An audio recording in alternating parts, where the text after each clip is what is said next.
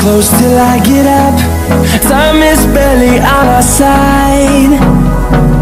I don't wanna waste what's left. The storms we chase. Guys, kanina nagsiyasat ako sa iba't ibang mga vlogs. Ang nasiyasat ko ay parang trick ko na interview ng aking nanay. So, kanina nagsulat ako, marami akong question and answer sa aking nanay.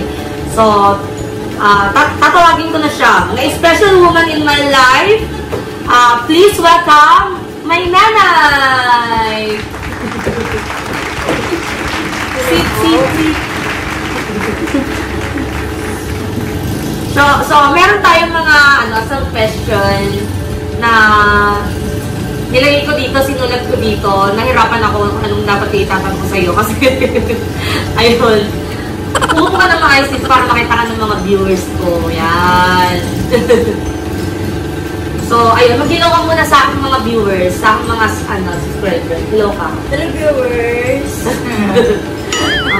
So, ngayon, guys, dapat ang ko dito is mag-mukbang with question and answer. Pero sa ngayon, low budget man tayo, wala pa tayong siguro next week, katry natin yan sa birthday niya. Ayan, try natin.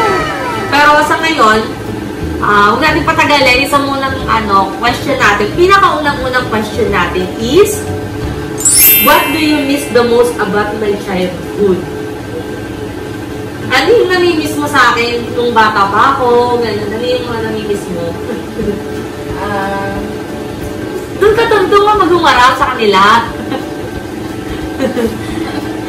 What do you miss the most about my childhood? Yung kakulitan niya po. And then, ano pa? Magkumaya sa kanila. Yung mahilig po siya sa mga magtanong. Mahilig po siya magtanong. Tapos, pag may nakikita po siya, o kayo may naririnig, susunod po siya. Tatakbo po siya sa kapitbahay, tapos susunod. Tapos ano nakikita niya? Nakakamiss. Oo. So, yun lang ba, Nay? Yun lang ba yung namimiss mo na childhood pa ako? So, next na ba tayo sa question and answer? So, number 2 na tayo, guys. What do you think yung namana ko kay tatay? Ano yung sa tingin mo na namana ko kay tatay? Hindi ko siguro.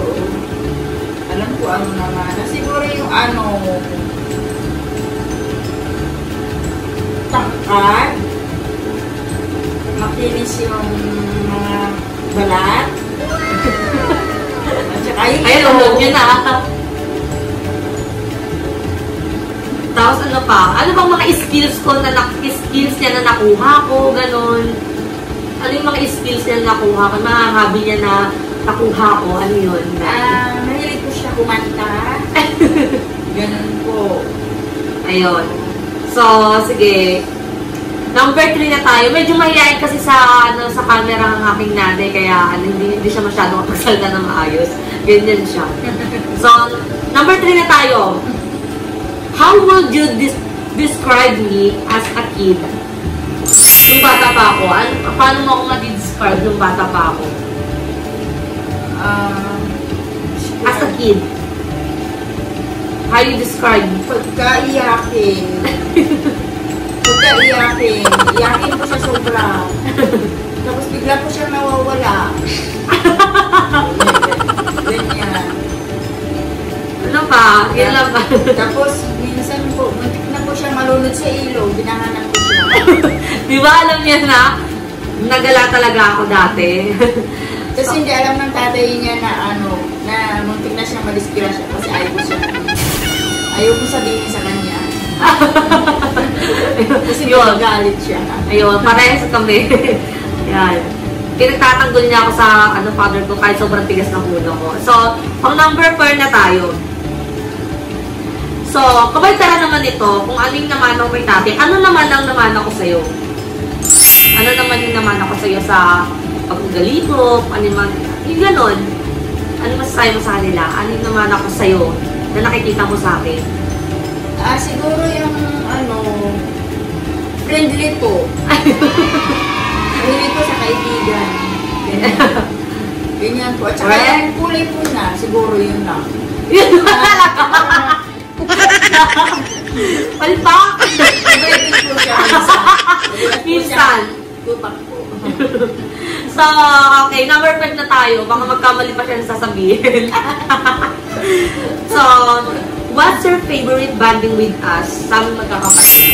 What's your favorite bonding with us? Nakasama mo kayong magkakapatid. Ano yung pinaka-favorite mo na naging bonding natin? Ganyan. Yung po, yung lagi pinag-outing, ganyan. Pupunta kung saan-saan. Nag-outing kung malalayang lugar po, ganyan. So, yun kasi guys, actually, yun talagang favorite namin na family. Nagbabanding kami sa, nag-out of town kami, gumagawa kami ng paraan para makapag-out of town kami. Siyempre, dati kasi, hindi pa masyadong gipit ngayon, medyo gipit. Pero, fair naman, alam ko naman na God's will naman na magkakaroon din kami ng maayos na pamumuhay at magagawa rin namin lahat ng gusto namin. Ayan. Kaya, ayun, pagkakasama kami buong pamilya, ang ginagawa namin na happiness kami, kung saan kami pupuntang lugar. Hindi kami nai-stable ng 1 week, ng 1 month sa bahay, like kami humaalis yan.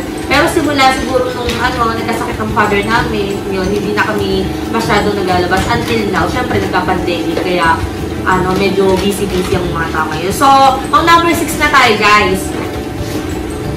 Ang tanong, anong naramdaman mo nung nagkaroon ako ng first date?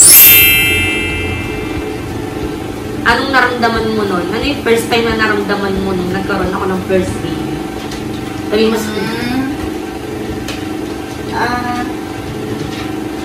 malungkot na masaya. Kasi may magkakaroon kami ng date, tapos yung malungkot po na sinasabi ko dahil hindi po niya agad sinabi na buntis po siya. Oo, ganun yun. Sobrang pasaway. So, yun. So, number 8. Number 8 na tayo. Baka magkamali-mali tayo ng Ayun. Ang tanong, how old are you at bakit mukha ka pa rin bata at energetic? Ilang taong ka na at bakit mukha ka pa rin bagets at energetic? Sabi mo sa kanila? Siguro dahil 46 na po ako. Itong darating na 7. Yes. Lagi po ako nag-workout po. Nag-jogging, ganyan. Minsan nagsusumpa. Tapos minsan na-gym din po. Ganun siya. Tapos pag sa bahay naman po, nag-exercise pa rin po. Ang ginagawa niyo. Kung alam niyo lang dati, nung siguro mga kabataan pa rin namin, siguro hindi naman siguro mga ilang taon lang nakalipas, hindi siya ganyang ka-sexy, hindi siya ganyang kapayat. Ang taba niya, ang liit-liit niya tingnan. Siyempre, kapag kasi maliit ka na, tapos ang taba mo pa, di ba? Parang hindi naman sa parang ang lalo kang taba mo tignan. Kaya, ang ginagawa niya is lagi siya nag-exercise, at lagi, ang kinakain niya talaga, maganda talagang, mga ganun, carrots, yun ang mga favorite niya.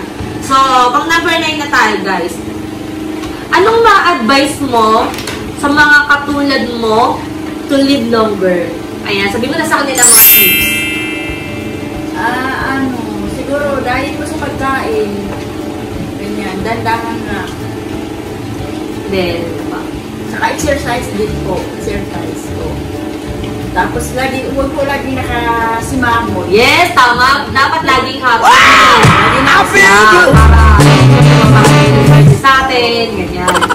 Tapos, syempre, kapag lagi ka nakangiti, bumabata ka lalo tignan.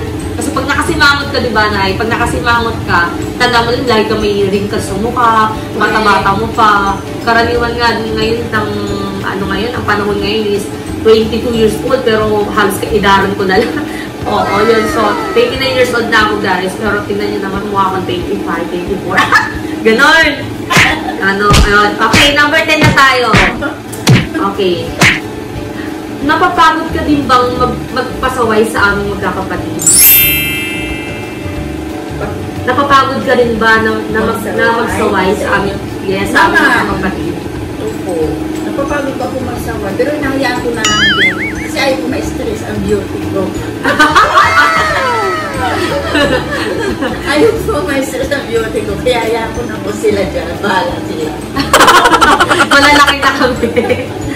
Ayun. So, guys, pang 11 na tayo. What is your secret to being a good mother? Sabi mo sa kanila. Sa kanila ka tumingin. Ano lang? What is your secret to being a good mother?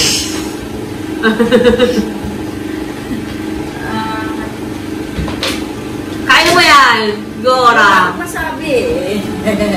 Kasi ano yung sikreto mo bilang isang mabuting nanay? Siguro yung lagi po, pag magluluto, ganyan. Tapos digisingin sila, ganyan. Tapos ayaw kong, pag-imbis na ibigay ko sa kanila yung gawain, ako na lang yung gagawa. Oo, di ba? Kasi ayaw ko po magtatawag. Isa siyang ulirang ano. Ayaw yung magtatawag kasi puro tamad yung magtatawag. Okay. Okay, next na tayo. So, next is, ano yung pinakaayaw at pinagagalit mo? Yung laging maingay po sa loob ng bahay. Kasi lagi sila nagkakantahan eh. Ganyan. Yan, para malaman din mga kapitbahay. Mapapanood nyo na yan, ha? Oo, hindi yun. Pero wala akong magawa kasi gusto nilang kumanta. Kaya sige na lang, hayaan na lang sila lang. Oo, so yun, hindi rin talaga gusto ng mother ko yun.